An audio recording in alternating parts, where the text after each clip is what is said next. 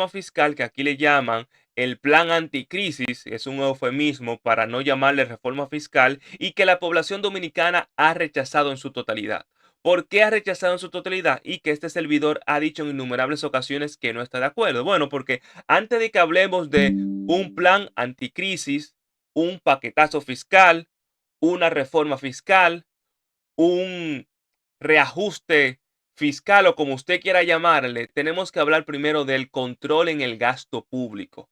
Nosotros todavía no hemos desarrollado la capacidad para gestionar de manera oportuna y eficiente el control en el gasto público, y el tren gubernamental aquí gasta demasiado en lo que no tiene que gastar, desperdicia demasiado y luego se ve con un déficit grandísimo y con la necesidad de recaudar más. Esto cae directamente a la supuestamente clase media, que nosotros no consideramos que existe clase media. Nosotros pensamos que hay dos clases: la clase capital o de inversión, los ricos, ricos, ricos, y la clase obrera, que son todos los que tienen que trabajar diariamente para poder comer.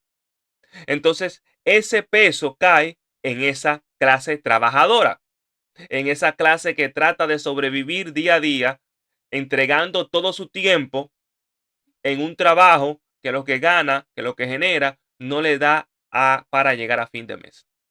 Pero el presidente Fernández, como está en oposición, como lo han hecho todos en oposición, hablan muy bonito, se expresan muy coherentes, se escuchan muy benévolos y hasta hacen obras de filantropía en el tema de las narrativas que comparten.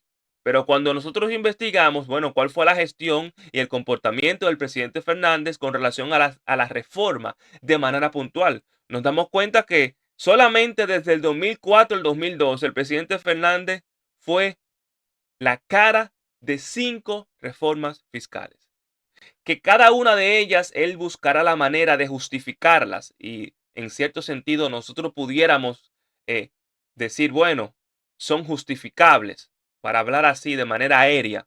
Pero si aquellas eran justificables, esta que nosotros condenamos en su totalidad, el oficialismo puede decir que también es justificable.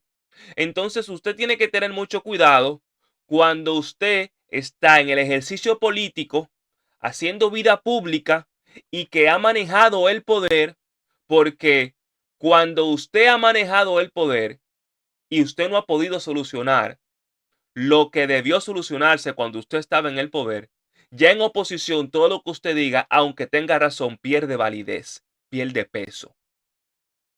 Todo el que no ha sido presidente, todo el que está aspirando a ser candidato presidencial, se le pudiera perdonar cualquier tipo de promesa, porque están en la capacidad de que, como nunca han ejercido esa posición, pueden prometer todo lo que quieran. Pero el que ha llegado a ser presidente, el que ha llegado a manejar el poder a ese nivel, no puede hacer promesa.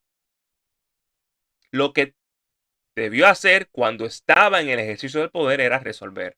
Como lo que pasa con el actual gobierno del presidente Luis Abinader, que no puede estar tanto prometiendo, no puede estar ofreciendo tanto, lo que tiene que hablar menos y actuar más, que las obras sean las que hablen por la actual gestión. Que por desgracia, si nos vamos a eso, la actual gestión no va a hablar porque no ha hecho nada en todo el tiempo que tiene. Pero volviendo al tema acá, entonces el presidente Fernández fue la cara de 5 reformas fiscales. Entonces, en la que se encuentra la primera, el 2004, donde se aumentó del 12% al 16% el ITEVIS. Del 12% al 16%.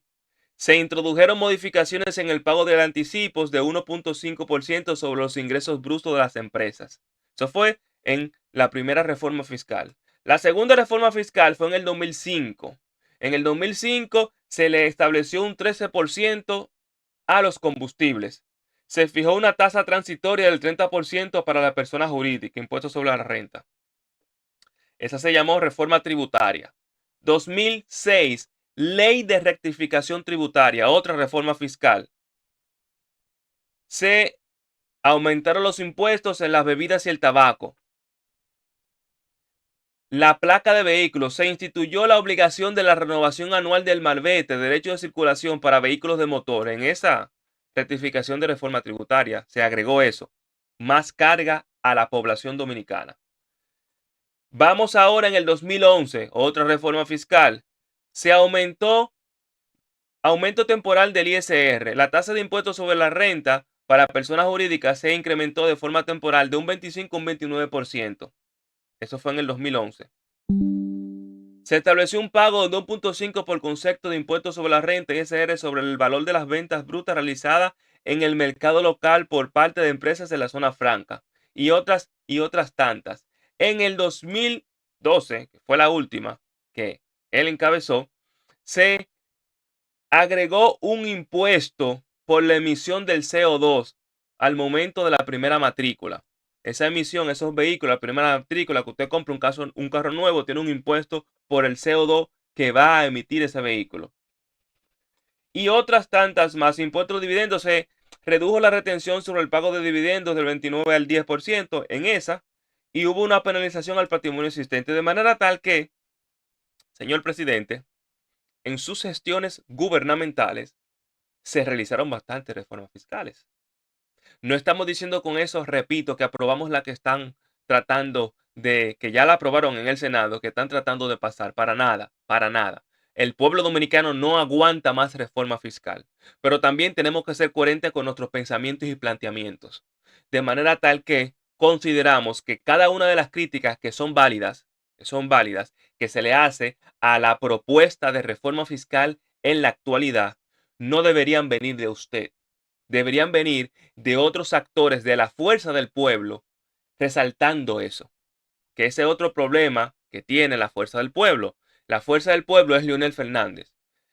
Desaparece la figura política de Leonel Fernández y se cae la fuerza del pueblo, como pasó con el PRCC. Muere Balaguer y desapareció el partido. A diferencia del PLD, a diferencia del PRM, que usted tiene una cartera de candidatos que usted dice, bueno, en el PRM no está Abinader, pero bueno, tú tienes a Collado, tú tienes a Yayo, tú tienes a Carolina, tú tienes a otros. En el PLD no está Danilo, bueno, tú tienes a Gonzalo, tú tienes a el que fue candidato en el 2024, Abel, tú tienes a otros que ahora mismo no tengo a la mente, pero que son varios. Pero en la fuerza del pueblo tú no tienes a Leonel, entonces lo que te dicen, no, Omar.